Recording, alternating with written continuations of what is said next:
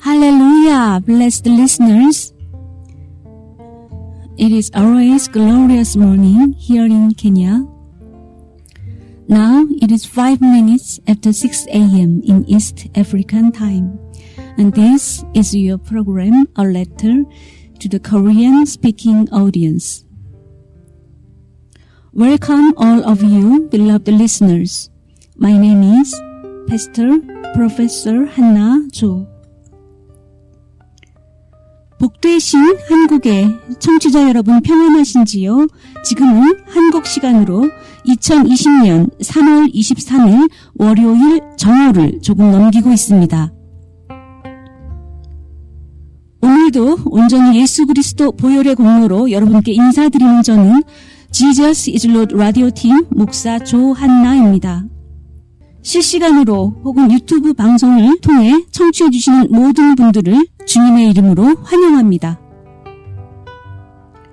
오늘 전달드릴 말씀은 지난 3월 6일 나이로비 헤드오피스에서 선장님께서 설교해 주신 계시록 강해의 세 번째 시간이 되겠습니다.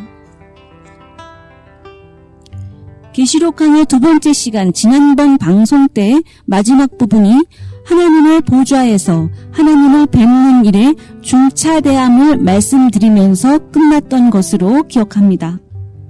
천국에 들어가는 것에 중차대함을 설명하셨습니다. 관련 성경 구절로 이사야서 6장, 스가랴서 3장, 다니엘서 7장, 9절로 10절까지 하나님을 얼굴을 대면하여 보좌에서 뵙는 일에 대한 중차대함을 반복해서 말씀하셨습니다. 그리고 출애굽기 24장 17절 하나님은 소멸하는 불이라고 소개하시면서 하나님의 영광이 소멸시키시는 불이시기 때문에 당신이 쉽게 태워줄 수 있다라고 말씀하셨습니다. 우리가 하나님께 가까이 다가가지 못하는, 하나님을 대면하여 뵙지 못하는 그 한계에 대한 설명이라고 하셨습니다. 오늘 세 번째 시간으로 넘어가겠습니다. 민수기 16장 35절입니다. 여호와께로부터 불이 나와서 분향하는 250명을 불살랐더라. 다시 반복하지만 제가 하나님 보좌 앞에 서 있고 하나님의 어린 양이 인을 떼시면 그에 상응하는 내 생물 중 하나가 나오고 저와 대화를 나누고 돌아가서 그에 상응하는 말탄자를 불러냅니다. 그 말탄자가 나와 대체로 말이 무릎을 꿇으면 말탄자와 대화를 나눕니다. 이제 이 인류의 중차대함을 아시겠습니까? 하나님 보좌의 가장 안쪽에서 하나님을 얼굴을 대면하여 마주 뵙는 일에 중차대함입니다. 신명기 4장 24절입니다. 내 하나님 여호와는 소멸하는 불이시요 질투하시는 하나님이시라. 요한 1서 4장 12절에 아무도 주를 뵌 적이 없다라고 되어 있습니다.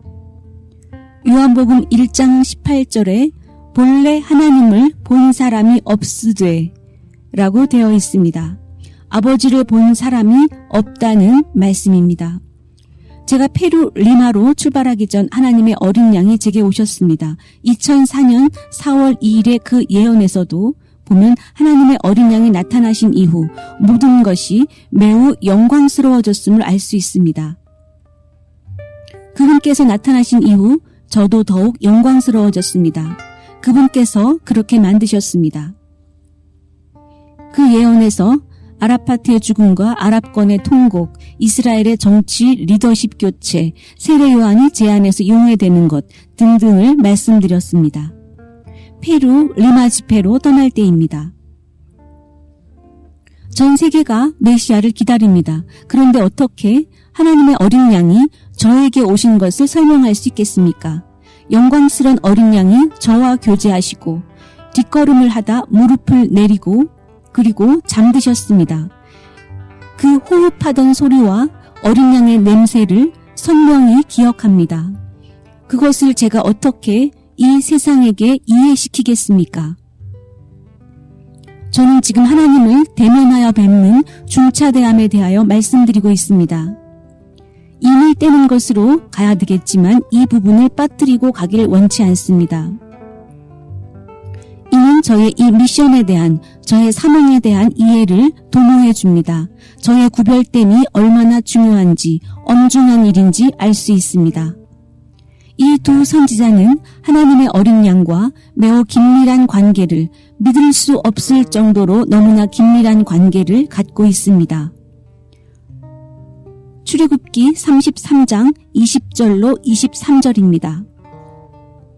또 이르시되 내가 내 얼굴을 보지 못하리니 나를 보고 살 자가 없음이니라.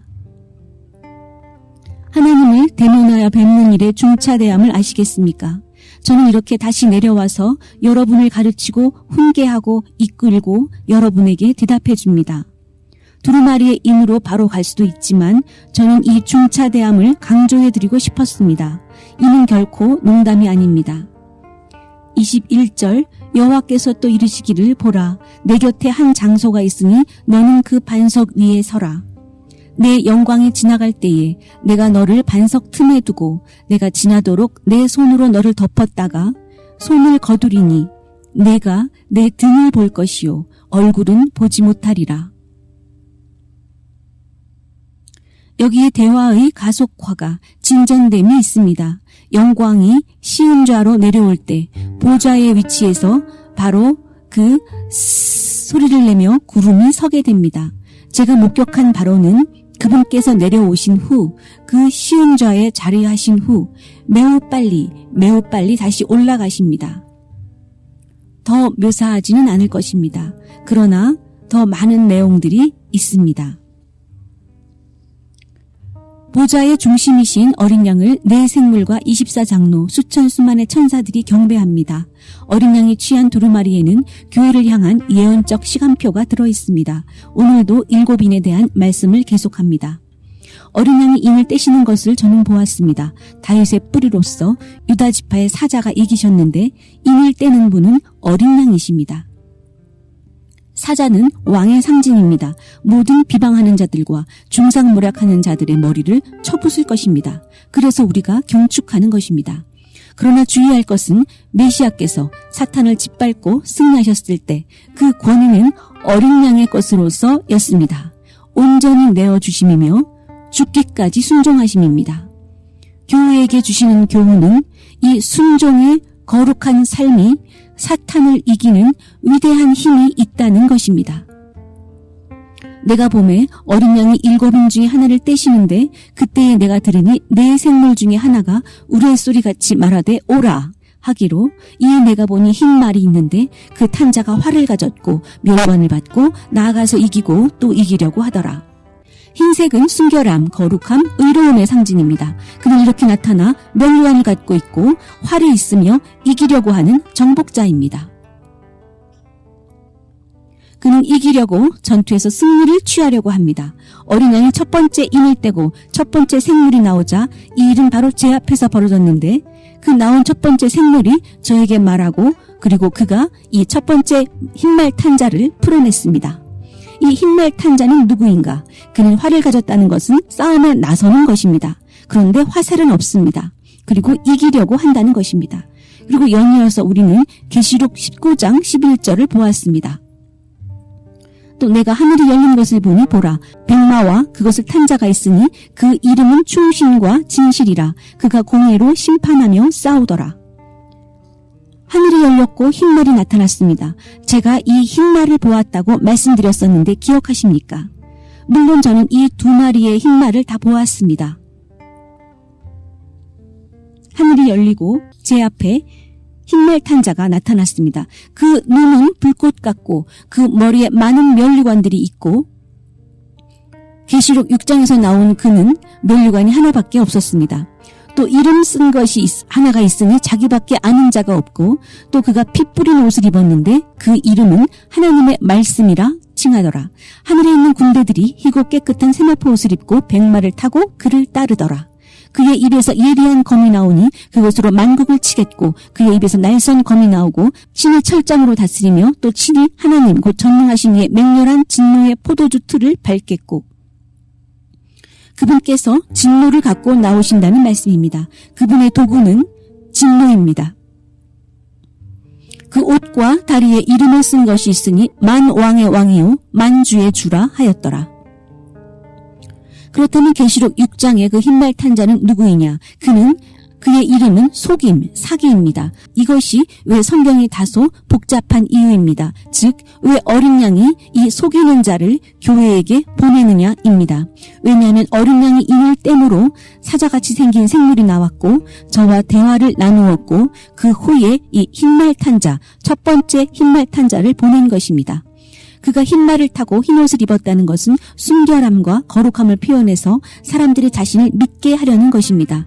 그가 검게 입었으면 아무도 그에게 가지 않을 것입니다. 속이려고 교활하게 가증하게 속이는 것입니다. 마태복음 24장에서 주님께서 이 흰말 탄 자에 대해 말씀하신 것이 4절과 5절입니다. 주님께서 대답하시길 이 사망은 제자들이 당신이 오실 때의 징조가 무엇입니까? 무엇을 보면 주님의 오심이 가까움을 알 수 있습니까? 라고 질문드렸을 때 해주신 그 대답입니다. 너희가 사람의 미혹을 받지 않도록 주의하라. 많은 사람이 내 이름으로 와서 이르되 나는 그리스도라 하여 많은 사람을 미혹하리라. 마태복음 24장의 4절 5절 그 이후의 구절은 그 다음 인을 떼는 것과 관련되는 내용입니다. 따라서 계시록 6장에 나오는 인을 뗄 때마다 벌어지는 사건은 마태복음 24장의 말씀과 서로 상응되는 관계를 이루고 있습니다. 주님께서 징조로 사인으로 알려주신 것은 누군가가 와서 자신이 메시아라고 속일 것이라고 하십니다. 세상을 속이는 건 이해가 갑니다. 그러나 지금 교회에게 그분의 음성을 목소리를 알아듣는 대상인 교회에게 조심하라고 말씀해 주시는 것입니다. 사도들에게 감람산에 올라와 그분의 발치에 앉아있는 그들에게 조심하라고 말씀하시는 것입니다. 이것은 그들에게 개인적으로 사적으로 말씀하시는 것이라고 표현하고 있습니다.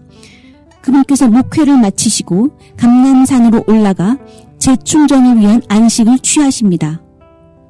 아버지께서 성령님께서 다시 그분을 충만히 채우시도록 하시는 것입니다. 이것은 예수 그리스도의 사이클이셨습니다. 그때 제자들이 와서 예루살렘 성에 건축물에 웅장함을 늘어놓습니다. 그러자 주님께서 성전이 다 회파될 것임을 말씀하십니다. 그들은 바로 그것이 주님의 다시 오실 때임을, 세상의 마지막 때임을 알아듣습니다. 그리고 그럼 주님의 오실 때의 징조가 무엇이냐고 물은 것입니다. 그러자 주님께서 개인적으로 사적으로 이 사도들에게 그 제자들에게 말씀해 주신 것입니다. 바로 교회를 대상으로 말씀해 주신 것입니다. 왜냐하면 많은 미혹하는 자들이 와서 내가 메시아라 할 것이기 때문입니다. 그리고 많은 자들이 미혹될 것입니다. 바로 세상을 향해서가 아니라 교회를 대상으로 미혹을 조심하라고 하십니다. 저는 부단히 교회 안에 거짓말, 거짓 선지자, 거짓 예언, 거짓 사도, 거짓 선생들을 지적해왔습니다. 이는 더욱 강화될 것입니다. 오늘은 적그리스도와 환난날에 대하여 집중적으로 다루고자 합니다.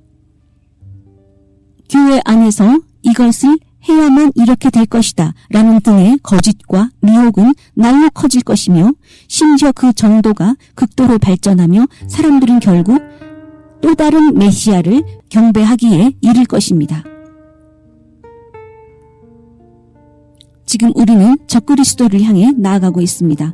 마태복음 24장 4절에서 아무도 너를 속이지 못하게 하라. 미혹하는 자가 오리라 라고 하셨습니다. 그 후 전쟁과 난리 소문과 기근이 이어질 것이며 등의 내용은 또 다른 인의 심판 내용과 관련됩니다.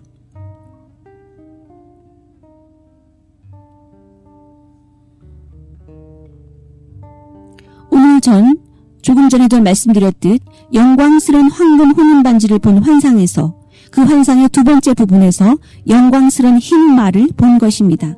그 말은 희잉 짖으며 온 하늘을 내달렸습니다. 이에 저는 두 가지를 깨닫게 되었습니다. 시간, 즉 때가 되었다는 것입니다. 풀려날 때가 된 것입니다.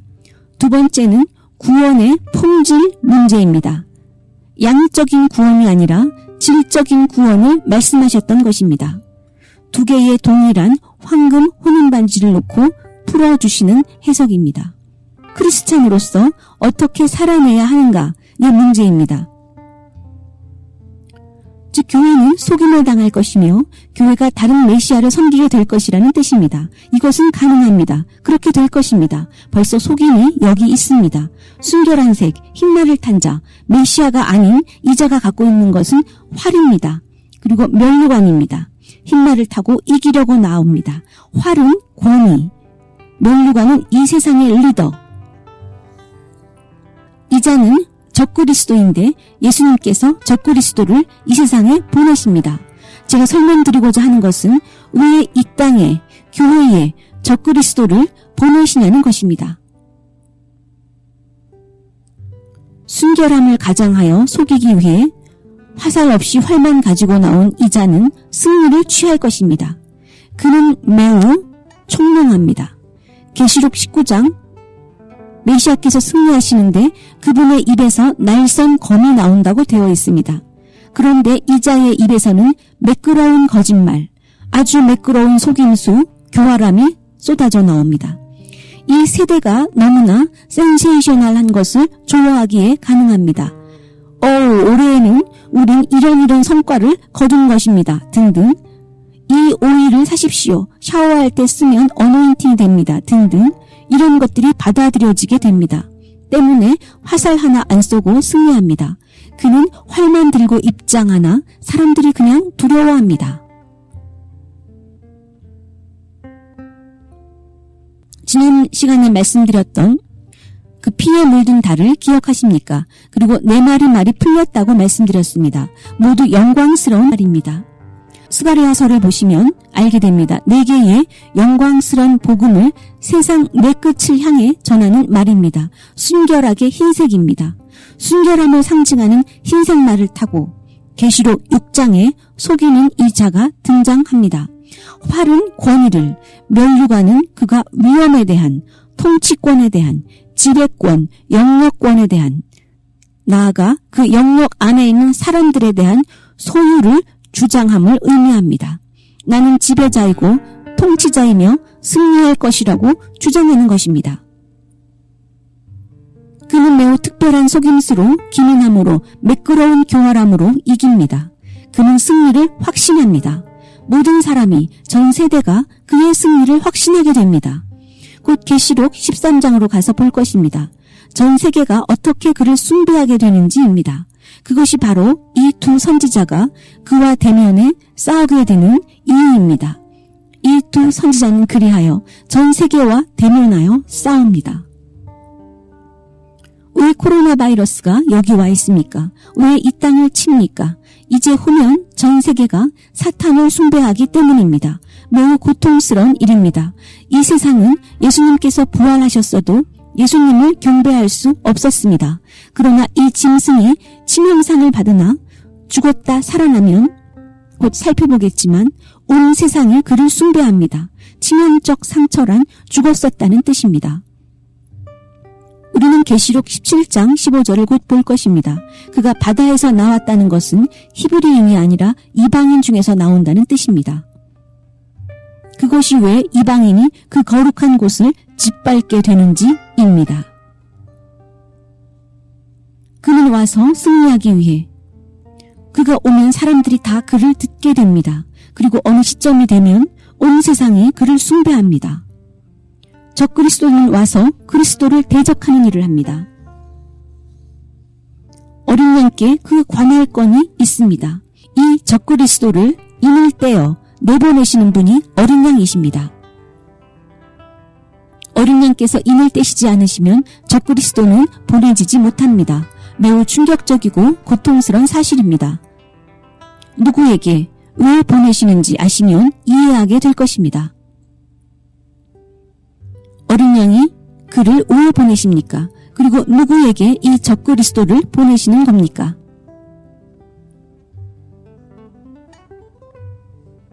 데살로니가 후서 2장 1절, 2절, 3절입니다. 이제 바로 휴거가 놓인 시점에 대해 다루고자 합니다. 지금 코로나 바이러스가 대유행 중에 있는데요. 우리가 대환란을 통과하게 되는 것인가요? 식의 대중적인 질문에 대한 답이 될 것입니다. NIV 성경으로 읽어드리겠습니다. 우리 주 예수 그리스도의 오심에 관련하여 그리고 우리가 그분께로 모이게 되는 것과 관련하여 형제들이여 우리가 요청하노니 여기서 그분께로 우리가 모인다는 것이 바로 휴거입니다. 어떤 예언이나 말이나 또는 우리로부터 받은 것으로 추정되는 편지에 주님의 날이 이미 이르렀다고 말한다고 해서 쉽게 불안해하거나 놀라거나 하지 말라. 여기에도 보면 속임이 들어갔음을 알 수 있습니다. 우리로부터 받은 것으로 추정되는 편지라고 되어 있습니다. 누군가 위조의 편지를 써서 보낸 것입니다. 누군가 활동하기 시작했다는 것입니다. 그러나 저는 말씀드립니다. 적그리스도의 영은 사실 오래전부터 일하고 있었습니다. 이제 어린 양의 진노가 지구 위에 부어집니다. 이는 마치 우리가 환란을 통과해야 할 것처럼 보입니다.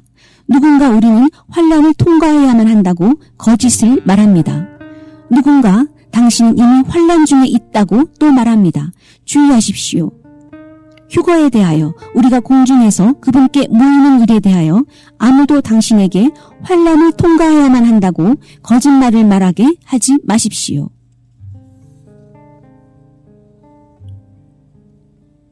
비록 지금 코로나 바이러스가 있고 더 나쁜 것도 이제 오지만 휴거는 환란 이전에 위치해 있습니다. 주님의 날을 운운하며 마치 환란을 통과하여 휴거가 있을 것처럼 말합니다. 지금 전 지구적으로 매일 수백 명씩 죽어나갑니다.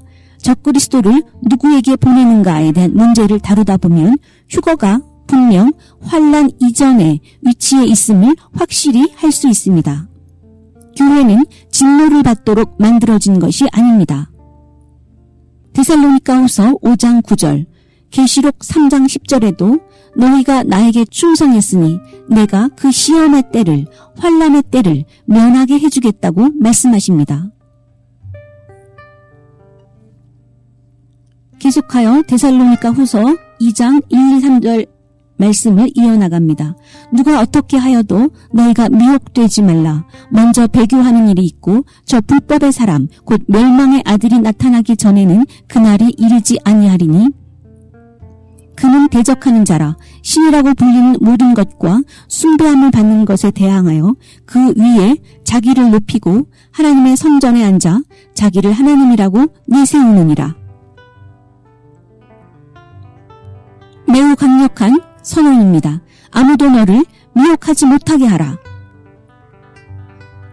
여기서 신이라 불리는 모든 것이라 했는데 다른 사람들은 모르겠으나 혹시 힌두신, 이슬람신 등등을 생각할지 모르겠으나 제게 있어 신은 오로지 야훼, 여호와 한 분이십니다.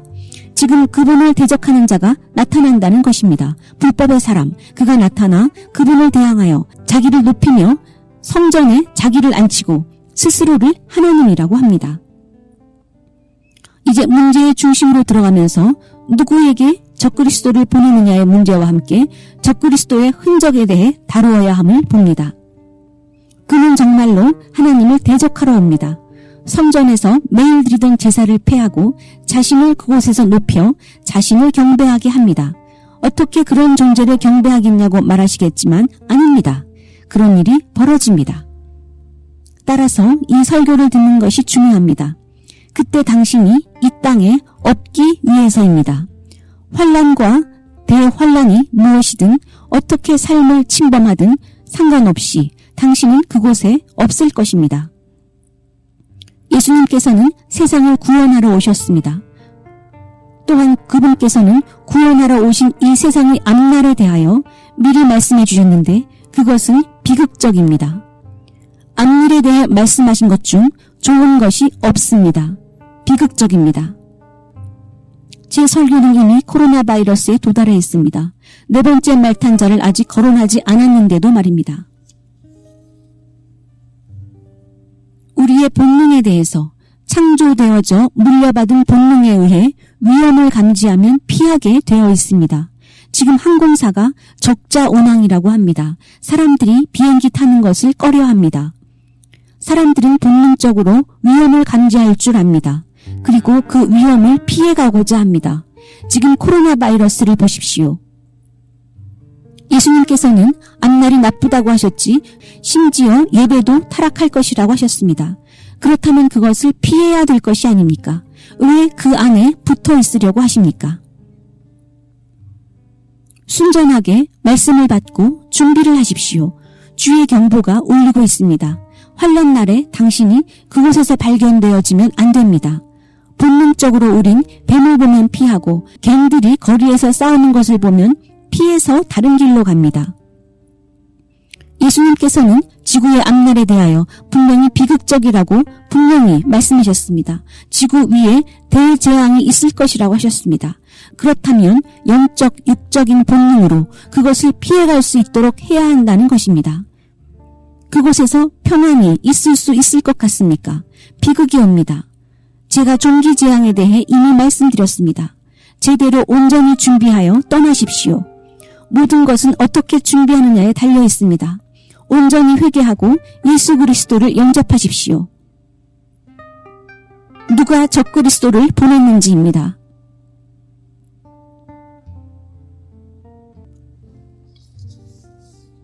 성전에서 드리던 제사를 패하고 자신을 높여 스스로 하나님이라고 숭배를 요구한다면 다니엘서에서 말씀하신 가증한 것이 선 것입니다. 자신을 높이 세운 것입니다. 계시록 13장을 보면 그가 정말로 와서 용에 대한 예배를 세우는 것을 볼 수 있습니다. 사탄에 대한 경배입니다. 이것을 오늘 살펴볼 것입니다. 계속해서 데살로니가 후서 2장 5절입니다. 내가 너희와 함께 있을 때에 이 일을 너희에게 말한 것을 기억하지 못하느냐. 너희는 지금 그로 하여금 그의 적절한 때에 나타나게 하려고 그를 막고 있는 것이 있음을 아나니. 이 편지는 데살로니가 성도들에게 쓰여졌습니다. 그리스 지중해 쪽에 있는 도시 데살로니가 사람들에게 쓰여졌습니다. 그러나 말씀하시길 죽음의 날, 죽음의 그 암울한 날은 아직 이르지 않았다. 휴거의 날을 준비하라 라고 하십니다. 이는 2000년 전 데살로니가 교회에게 쓰여진 편지이지만 지금까지도 불법한 자를 너무도 훌륭하게, 탁월하게 그리고 효과적으로 막고 계시는 분이 계십니다. 왜냐하면 우린 아직도 적그리스도가 어느 타운에, 어느 마을에, 어느 도시에 출현했다는 뉴스를 지금까지 못 들어보았기 때문입니다. 성령님께서 막고 계십니다. 오직 성령님만이 적그리스도를 막을 수 있는 관할권과 능력을 갖고 계십니다. 우린 성령님께서 적그리스도를 너무도 훌륭히 효과적으로 막고 계신 것을 송축해야 할 것입니다. 교회는 성령님의 거룩한 성전입니다. 교회가 성령님을 모시는 그릇, 성령님이 거주하시는 장막, 거룩한 성소라면 제가 알기로 교회가 들림을 받게 되면 즉 성령님의 거주처 되는 성도가 성령님이 머무시던 장막인 성도가 휴거되면 그럼 그 안에 거주하시던 성령님도 함께 올라가심으로 성령님의 시대가 성령님의 은혜의 시대가 다하게 되겠구나 라는 것을 알게 됩니다. 주의하십시오. 이방인의 시대의 종결과는 다릅니다. 이방인의 시대가 끝난 것은 아닙니다. 이방인의 시대는 거룩한 도시를 이방인이 짓밟으면서 끝납니다. 저는 지금 그쪽 방향으로 가고 있지 않습니다. 그 거룩한 성전이 짓밟힘으로 이방인의 시대는 종결됩니다. 저는 지금 성령님의 은혜의 시대의 종결을 말씀드리고 있습니다. 휴거로 교회가 들림받으면 성령님의 은혜의 시대가 끝납니다. 그리고 성령님은 풀어지십니다. 그것이 왜 주님께서 여러분이 육체의 몸으로 살아서 이 두 선지자가 여기서 놀랍도록 거대한 능력으로 작동되고 있는 것을 보게 허락하시는 이유입니다.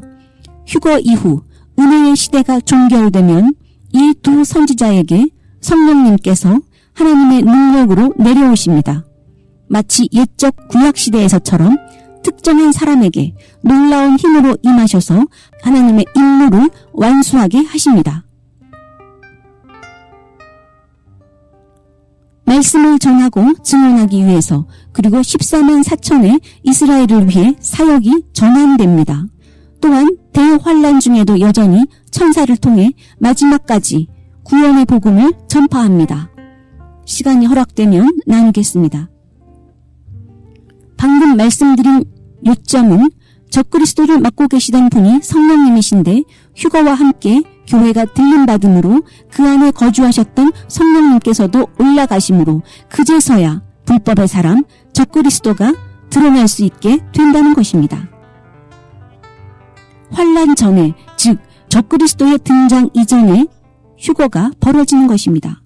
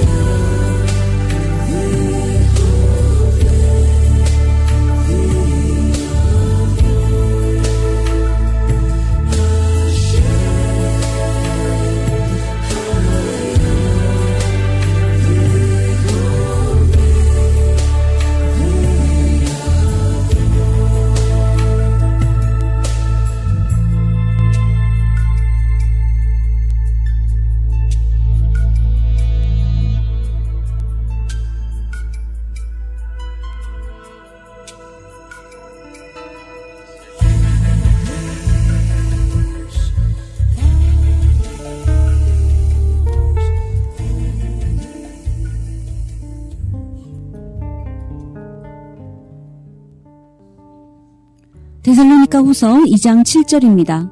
NIV 버전으로 읽어드립니다. 불법하는 자의 비밀스러운 힘은 벌써 활동하고 있으나 그것을 막고 있는 자가 있으니 그 중에서 옮겨질 때까지 계속하여 그리할 것이라.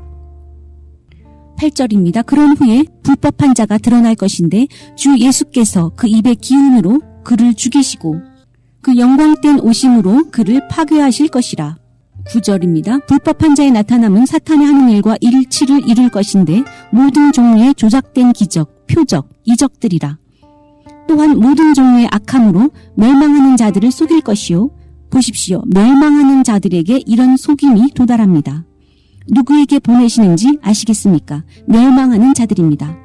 이는 그들이 진리의 사랑을 받지 아니하여 구원함을 받지 못함이라. 이런 이유로 말미암아 하나님께서 강력한 미혹을 그들에게 보내사 그들로 하여금 그 거짓을 믿게, 그들에게 보내사 거짓 것을 믿게 하심은 진리를 믿지 않고 불의를 좋아하는 모든 자들로 하여금 심판을 받게 하려 하심이라. 누구에게 보내시는지에 대한 답이 여기 있습니다. 십자가의 진리를 믿지 않는 거절하는 자들에게 미혹이 보내집니다. 십자가는 멸망하는 자들에게 어리석은 것이기 때문입니다. 그리고 진리를 사랑하는 자들에게 더 큰 진리를, 거짓을 사랑하는 자들에게 더 큰 거짓을 허락하십니다. 무엇을 내가 원하든 그것을 영원히 주겠다.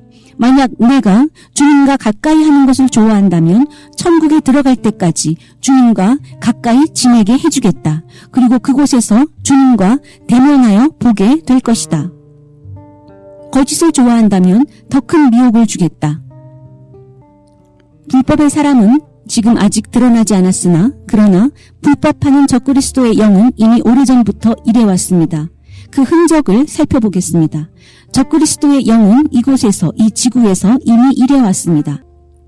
적그리스도의 영이란 하나님과 싸우고 하나님을 대적하고 하나님의 사람들을 핍박하는 영입니다.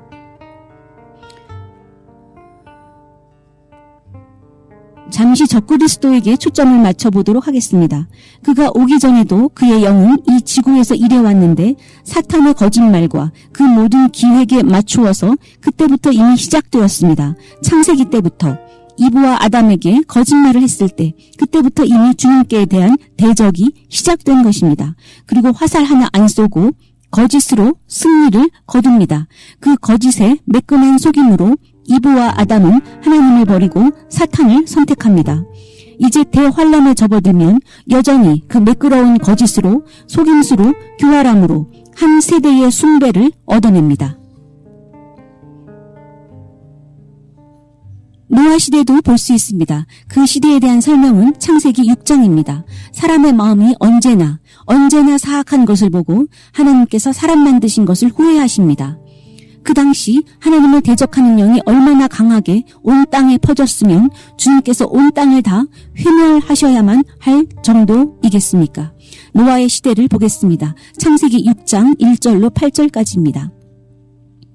사람이 땅 위에 번성하기 시작할 때에 그들에게서 딸들이 나니 하나님의 아들들이 사람의 딸들의 아름다움을 보고 자기들이 좋아하는 모든 여자를 아내로 삼는지라. 여호와께서 이르시되 나의 영이 영원히 사람과 함께하지 아니하리니 이는 그들이 육신이 됨이라. 죽을 수밖에 없는 존재가 됨이라. 그러나 그들의 날은 120년이 되리라 하시니라. 당시의 땅에는 네피림이 있었고 하나님의 아들로 천사들입니다. 그 후에도 하나님의 아들들이 사람의 딸들에게로 들어와 자식을 낳았으니 그들은 용사라 고대의 명성에 있는 사람들이었더라. 여호와께서 사람의 죄악이 세상에 가득함과 그의 마음으로 생각하는 모든 계획이 항상 악할 뿐임을 보시고 땅 위에 사람 지으셨음을 한탄하사 마음의 고통으로 가득하시니 이르시되 내가 창조한 사람을 내가 지면에서 쓸어버리되 사람으로부터 가축과 기는 것과 공중의 새까지 그리하리니 이는 내가 그것들을 지었음을 한탄함이니라 하시니라. 매우 강력한 구절입니다.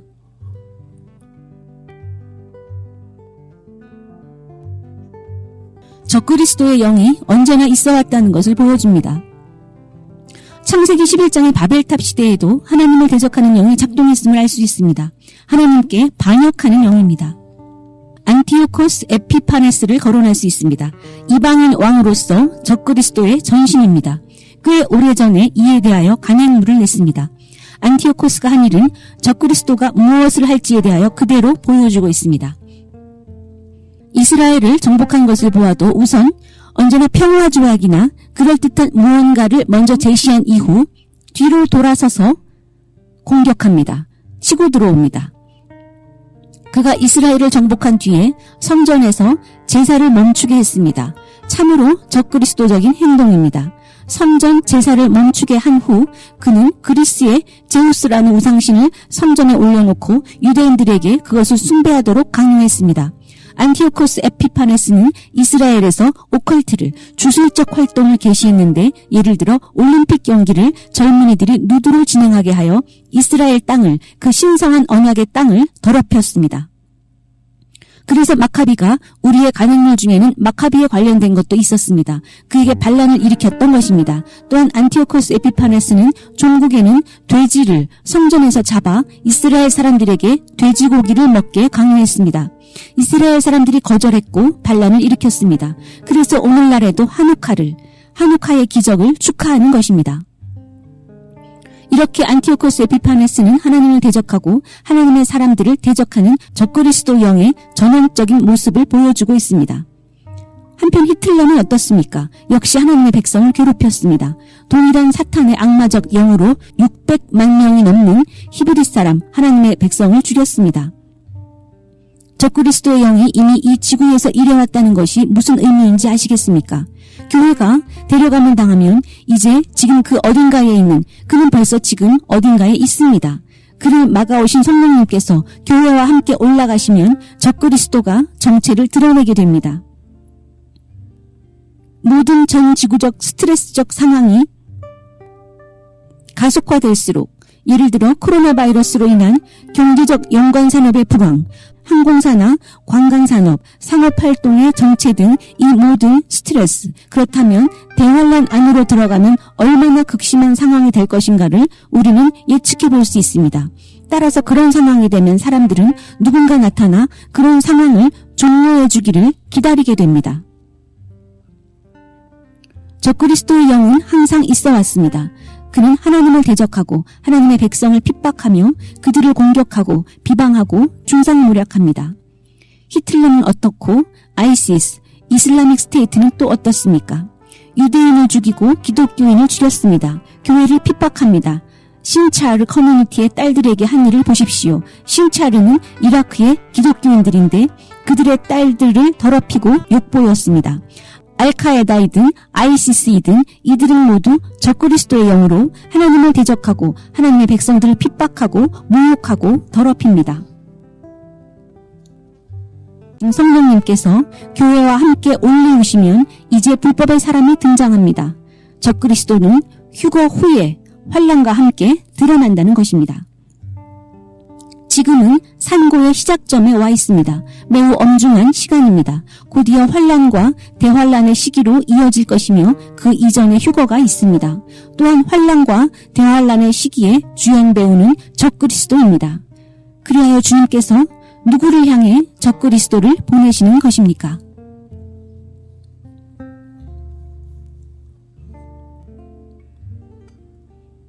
바로 십자가의 진리를 거절한 자들입니다. 보혈을 모욕하고 번영복음을 선택한 자들입니다.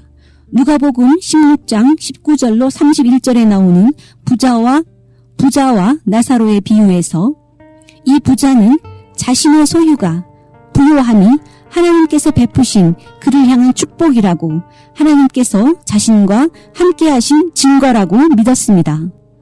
그러나 죽고 나서야 이 모든 것이 그가 누린 번영이 하나님과 관계없음을, 자신이 속았음을 알게 된 것입니다. 바로 흰말 탄 자의 속임에 넘어갔던 것입니다. 그의 이름이 미혹입니다.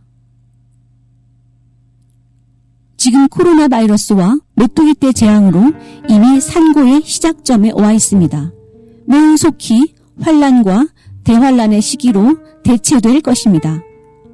그렇다면 당신이 정말 당신의 영혼을 사랑한다면 그 영혼의 영원한 거처가 정해지는 것이 지금 이곳에서의 삶임을 안다면 당신은 지금 결단해야 합니다.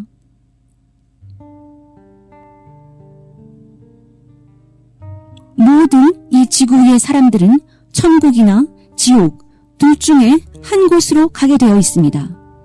그 결정은 지금 여기에서 이 자리에서 만들어집니다. 그날을 준비하십시오. 왜냐하면 주님께서는 결코 이 지구에 있어 빛나는 미래를 약속하신 적이 없기 때문입니다. 주님께서 말씀하신 것은 대재앙이요 환란입니다. 다니엘서 7장 8절을 보겠습니다. 성경이 적그리스도의 정체성을 어떻게 규정하는지입니다. 다니엘은 작은 뿔이라고 했습니다. 다니엘서 7장 8절을 읽습니다.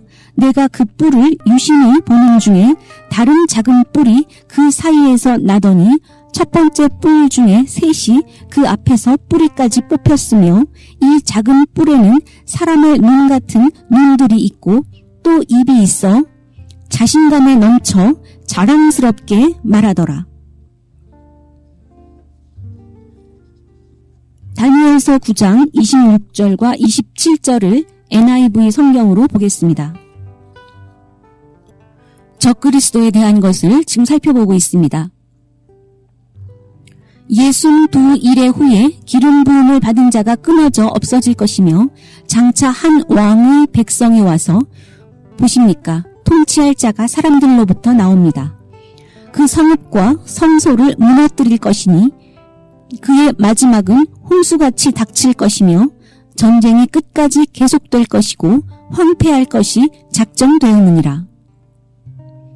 그가 장차 많은 사람들과 더불어 한 이레 동안 언약을 굳게 맺고 여기에는 이스라엘과의 언약도 포함됩니다.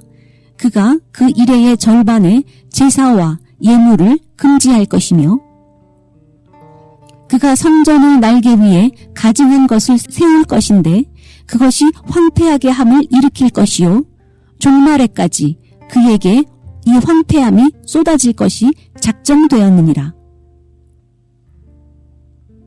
이와 같이 장차 올 통치자, 장차 올 주연 배우가 묘사되어 있습니다. 그가 취할 행동들에 대하여 계시록 13장을 볼 때 그가 할 일들이 나옵니다.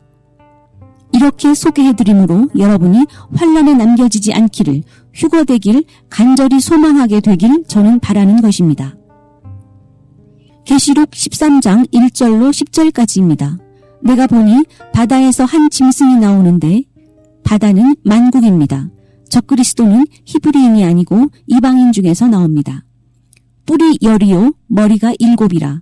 그 뿔에는 10왕관이 있고 그 머리들에는 신성모독하는 이름들이 있더라. 짐승에 대한 구절입니다. 데살로니가 후서 2장 3절에도 불법의 아들이 나옵니다. 또한 요한 1서 2장 18절, 요한 1서 2장 22절에도 각각 적그리스도에 대한 표현이 나옵니다. 요한 1서 2장 18절을 보겠습니다. 지금은 마지막 때라. 적그리스도가 오리라는 말을 너희가 들은 것과 같이 지금도 많은 적그리스도가 일어났으니 그러므로 우리가 마지막 때인 줄 아노라. 저는 이미 적그리스도의 영에 대한 이해를 많이 언급했습니다. 안티오코스 에피파네스, 히틀러, 아이시스 등등입니다. 그런데 여기 이제 적그리스도라는 명명이 나왔습니다. 요한일서 2장 22절입니다. 거짓말하는 자가 누구냐? 예수께서 그리스도인을 부인하는 자가 아니냐? 아버지와 아들을 부인하는 그가 적그리스도니? 여기서도 적그리스도를 거짓말하는 자로 규정하고 있습니다. 요한일서 4장 2절로 3절입니다. 예수께서 육으로 온 것을 부인하는 자, 예수를 시인하지 아니하는 영마다 적그리스도의 영이라고 말씀하십니다. 왜 그들에게 보냅니까? 누구에게 보냅니까? 요한복음 12장 34절입니다. 이에 무리가 대답하되 우리는 율법에서 그리스도가 영원히 계신다 함을 들었거늘 너는 어찌하여 인자가 들려야 하리라 하느냐? 이 인자는 누구냐? 이스라엘은 그리스도를 알아보는데 문제가 있었습니다. 그들은 이미 매우 간교하게 거절하고 비방하고 조롱합니다. 35절입니다. 예수께서 이르시되 아직 잠시 동안 빛이 너희 중에 있으니 빛이 있을 동안에 다녀 어둠에 붙잡히지 않게 하라. 어둠에 다니는 자는 그 가는 곳을 알지 못하느니라. 36절입니다. 너희에게 아직 빛이 있을 동안에 빛을 믿으라. 그리하면 빛의 아들이 되리라. 예수께서 이 말씀을 하시고 그들을 떠나가서 숨으시니라. 예수께서 그렇게 많은 기적과 이적을 베푸시고 보이셨어도 그들은 여전히 그를 믿지 않았습니다. 그분은 사역을 거의 마감하시는 즈음에서 이 말씀을 하셨습니다. 그 모든 치유와 기적을 보고도 나를 믿지 않느냐? 빛을 믿으라. 만약 그래도 믿지 않는다면, 왜냐하면 치유와 기적을 못 보았다면 그건 다른 케이스가 되겠지만 그 모든 것을 보고도 믿지 않는다면 바로 이런 자들에게 적그리스도가 보내집니다. 빛이 아직 있을 동안 그 빛을 취하십시오. 코로나 바이러스와 메뚜기 떼 재앙은 곧 어둠이 온다는 경보입니다.